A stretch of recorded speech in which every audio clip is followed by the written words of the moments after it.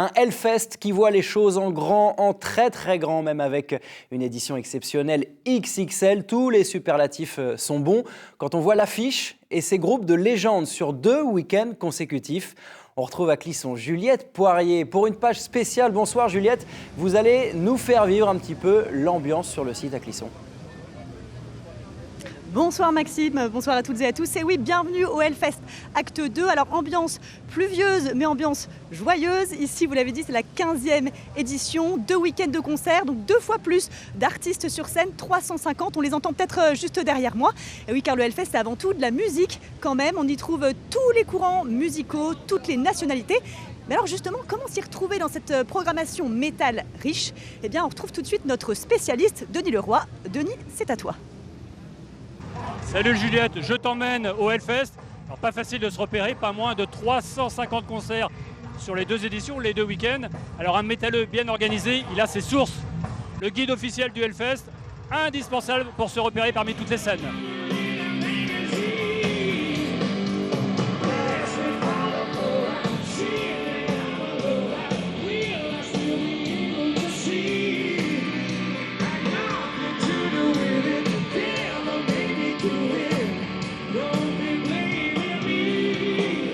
Voici dans la grande prairie du Hellfest, là où se tiennent les 2 scènes principales, les main stage 1 et 2.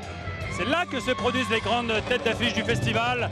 Les Scorpions, Metallica, Guns N' Roses ou encore Thunder. En anglais, ça veut dire le tonnerre.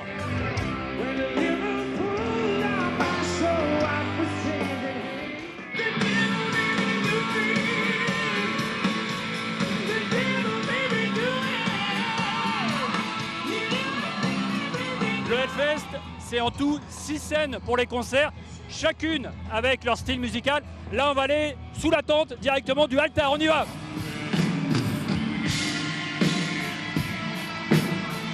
Là, c'est bien d'ici? Oui, c'est pas trop mal. Vous entendez quoi? Krone.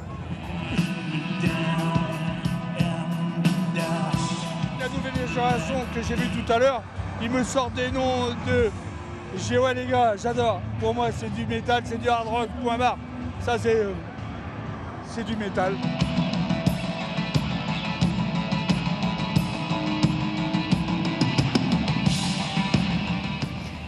Et m'ont rejoint Ben Barbeau, le directeur du Hellfest, et François Delarosière, le directeur artistique de la compagnie La Machine. Messieurs, bonsoir. Bonsoir. Alors, bonsoir. François Delarosière, si vous êtes avec nous, c'est qu'on suppose que vous aimez le métal, mais c'est aussi et surtout parce que vous avez annoncé ensemble cet après-midi un nouveau projet culturel et touristique pérenne ici sur le site à Clisson. François Delarosière, ça va s'appeler La Gardienne des Ténèbres. C'est une nouvelle créature, une sorte de femme scorpion. Est-ce que vous pouvez nous en dire un peu plus? Oui, en fait, c'est une nouvelle créature qui va s'installer à Clisson, dans le vignoble, sur le site du Hellfest, et qui va évoluer dans ce jardin incroyable qu'offre le Hellfest lorsqu'il s'en va, lorsqu'il s'arrête. Le jardin s'endort, en fait, le site du festival s'endort et laisse un décor comme ça endormi. Et l'idée, c'est que cette gardienne des ténèbres erre dans ce paysage avec de temps en temps des personnes sur son dos. Évidemment, il n'y a pas que la gardienne, il y a la porte des ténèbres et on a une brasserie qui va s'ouvrir et un espace public qui va être créé, qui va devenir permanent. Alors on a dû voir quelques images. Est-ce que vous pouvez nous expliquer comment elle va fonctionner? Apparemment, c'est un exosquelette que vous avez, c'est un fonctionnement insolite. C'est une machine qui va être manipulée par des manipulateurs ou des manipulatrices, qui va pouvoir jouer des spectacles et aussi devenir machine de ville, qui fait 8 à 10 mètres de hauteur, qui est en bois, un corps de femme. Et les bras en fait de la gardienne des ténèbres sont manipulés par un exosquelette qui est un système qu'on essaie de mettre en place. Peut-être si tu peux tenir mon micro, Ben. Vas-y François. Montrez-nous. Et donc, vas-y, mets-le là, comme ça je peux voir là. Et donc, on a, je ne sais pas s'il y a la caméra, mais en fait, ça c'est le bras de la gardienne et ça se porte au niveau de la hanche. Et on va pouvoir faire bouger le bras et ce que le mouvement de l'exosquelette reproduit, la gardienne le fera. Voilà. Et les pattes, parce qu'elle a des pattes d'araignée. Vont cracher du feu ou de la fumée, etc. Ce sera très Hellfest en fait. C'est pas le dragon, mais voilà. Il y aura quand même du feu, des flammes possibles. C'est une machine vivante. C'est-à-dire qu'elle respire, elle crache de la brume, elle crache du feu. Alors je vais relancer Ben Barbeau du coup, parce que ce projet c'est quand même 12 millions d'euros. Et l'objectif c'est aussi de créer de l'emploi économiquement. Comment ça se profile? Ouais. Aujourd'hui le Hellfest, de par son côté éphémère, un week-end par jour, est quelque chose qui est devenu d'important sur le territoire de Clisson. Et là aujourd'hui, ce parc pour lequel l'association a investi massivement est devenu un endroit de rencontre, un endroit de visite.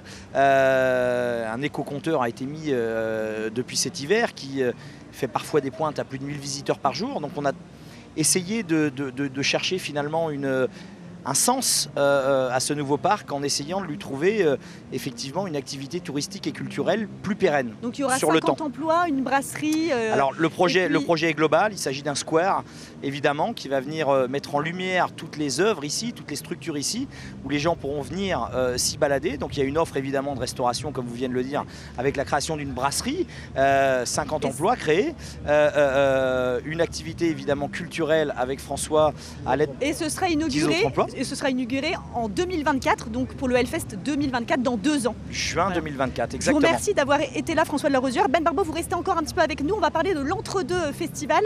Vu qu'il y a eu ces 2 week-ends, eh bien, comment occuper les festivaliers? Cette année, il y avait une offre touristique très importante. De quoi déconnecter un peu de l'ambiance festival, mais sans se prendre la tête.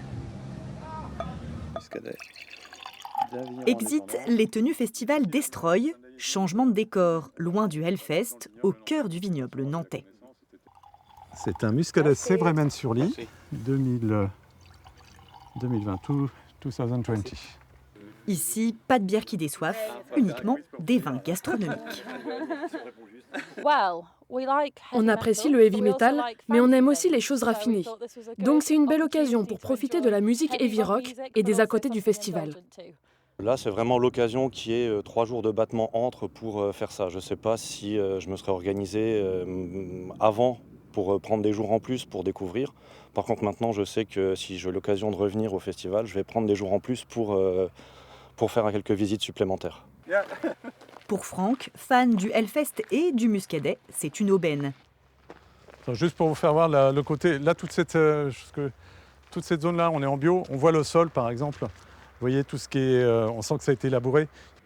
Guide œno-touristique depuis 10 ans, sa visite proposée entre les 2 week-ends d'affiches complets depuis le début du festival. Ça a évolué aussi d'année en année, où la destination, on parle plus d'une destination aussi maintenant, Clisson et sa région. Et je pense que c'est ce qui change aussi pas mal les choses. Autre carton plein, la Hellvisite, la visite métal du château de Clisson.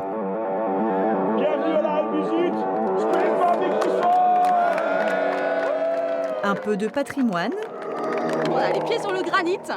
Le granit ici, c'est pas seulement un type de muscadet, c'est aussi notre roche qui est très solide. Juste ce qu'il faut pour reprendre des forces. C'est sympa.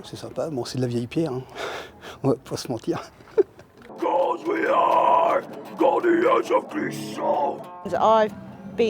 Je suis venue 11 fois au Hellfest, mais je n'avais jamais vu Clisson. C'est fantastique d'avoir ces quelques jours entre les deux pour découvrir ce magnifique village.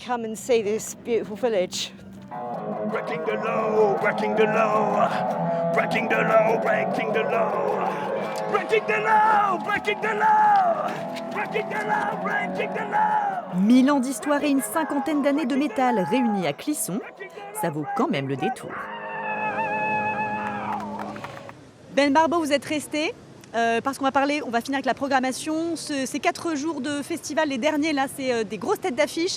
Il y a donc les Guns N' Roses, Alice Cooper, il y aura évidemment Metallica en clôture le dimanche 26 juin et les Scorpions ce soir, 23h05 sur la main stage. Et après une surprise, une cérémonie hommage autour de la statue de Lemmy Kilmister, c'est ça? Vous pouvez me... Ouais, c'est ça, la statue qui avait été érigée en 2015 et qui malheureusement à cause des péripéties,